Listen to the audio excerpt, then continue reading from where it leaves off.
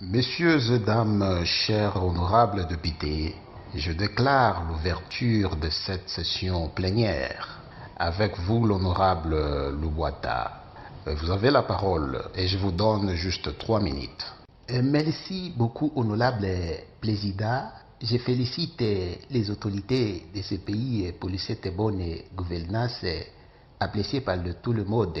D'ailleurs, j'en profite pour cette occasion pour proposer cette demande des projets de loi sur l'augmentation des salaires des honorables députés. Monsieur le Président, comment voulez-vous qu'un député survive avec un salaire de 10 000 $? Nous voulons l'augmentation de 15 000 $. Merci beaucoup, Monsieur le Président. J'ai tout dit. Merci beaucoup, Monsieur l'honorable Louboita, pour votre intervention. Nous allons étudier soigneusement votre proposition. Je vois, honorable Sanjongo, vous avez la parole et je vous donne juste 5 minutes. Merci beaucoup, monsieur l'honorable président, pour m'avoir accordé cette parole. En tout cas, je voulais un peu rectifier quelque chose. Moi, je ne suis pas un simple honorable comme vous êtes en train de l'insinuer. Je suis le président fédéral et un député international et président fédéral international de la membre de la dislocation d'une unité conjointe intermédiaire de la valorisation politico-administrative des partis bipartites sensoriels électoraux. Je suis également...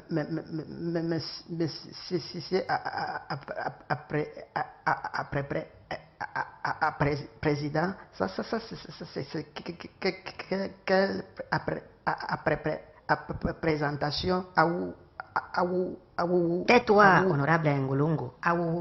Tu deviens un chien. C'est quoi ces noms bizarres, Ngulungu, si tu ne parviens pas à distinguer les minutes qu'on nous a attribuées dans cette séance de plénière, donc tu n'as rien à faire ici? Va dans la porcherie comme l'indique votre nom. Non, honorable Sanjongo, je ne vous autorise pas à insulter votre collègue, bien qu'il n'a pas demandé la parole, mais il ne mérite pas d'être traité ainsi.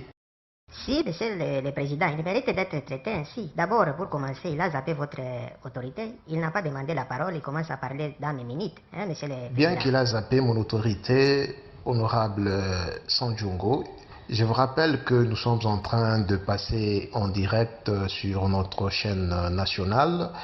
Vous n'êtes pas permis de dire n'importe quoi, monsieur l'honorable.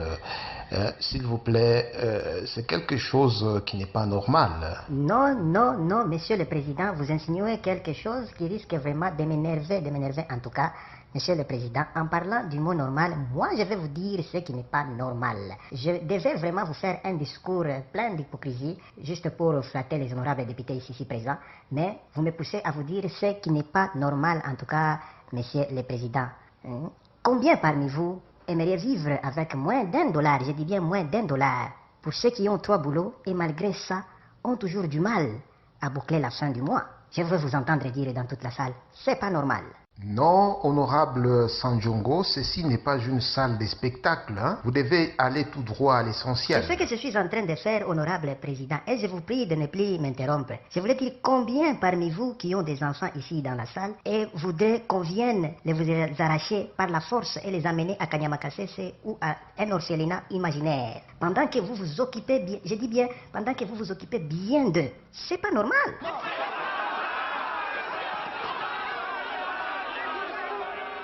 Combien parmi vous, je parle bien des députés ici présents dans la salle, aimeriez être à la place de la population à qui vous avez promis d'améliorer leurs conditions de vie pendant vos campagnes, quand vous le faisiez. Mais une fois que vous êtes élus, vous les abandonnez à leur triste sort.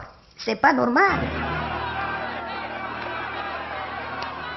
Non, honorable Sanjongo, je ne vous autorise pas...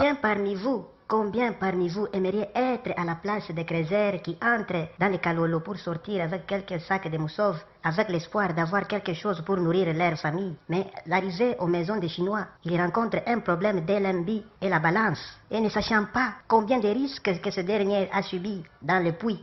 C'est pas normal.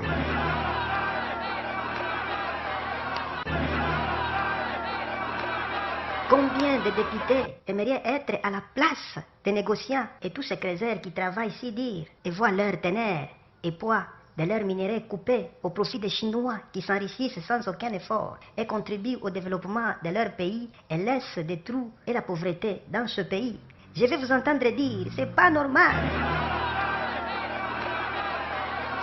Combien parmi vous aimeriez être à la place de la population qui voit les câbles électriques à haute tension passer au-dessus de leurs maisons vers les usines et l'étranger pendant qu'eux dorment dans le noir, mais ne cessent pas de payer leurs factures chaque mois?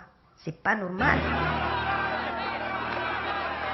Nous avons des enfants qui terminent leurs études sans toutefois être à la hauteur des exigences des entreprises. Un jour, j'ai demandé à mon enfant combien font 8 plus 8 et il a dit 88. Et qui a découvert l'embouchure du fleuve Congo, il a répondu Harry Potter. C'est pas normal.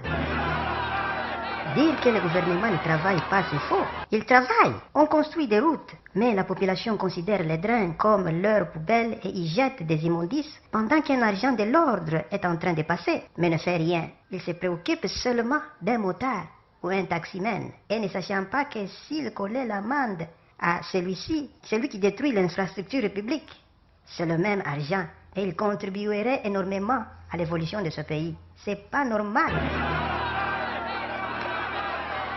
Aimeriez-vous vous mettre à la place de la population qui cherche à passer le message de détresse aux autorités, mais ces dernières leur privent la parole parce que le temps qu'on leur accordait est dépassé? C'est pas normal, c'est pas normal.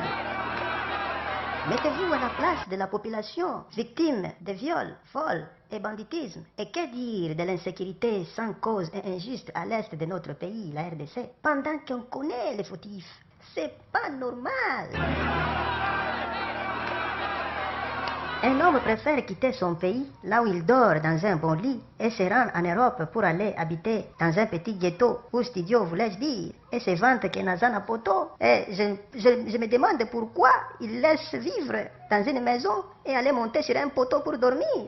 C'est pas normal. Une population victime d'injustice, de viols, d'enlèvement. Quelqu'un complote de telle ou telle personne, soi-disant qu'il a volé sa moto, et se rend avec lui et ce dossier au parquet, parce que son cousin est magistrat, avec conscience qu'il lui reproche de ses mensonges, parce que son frère est là. C'est pas normal.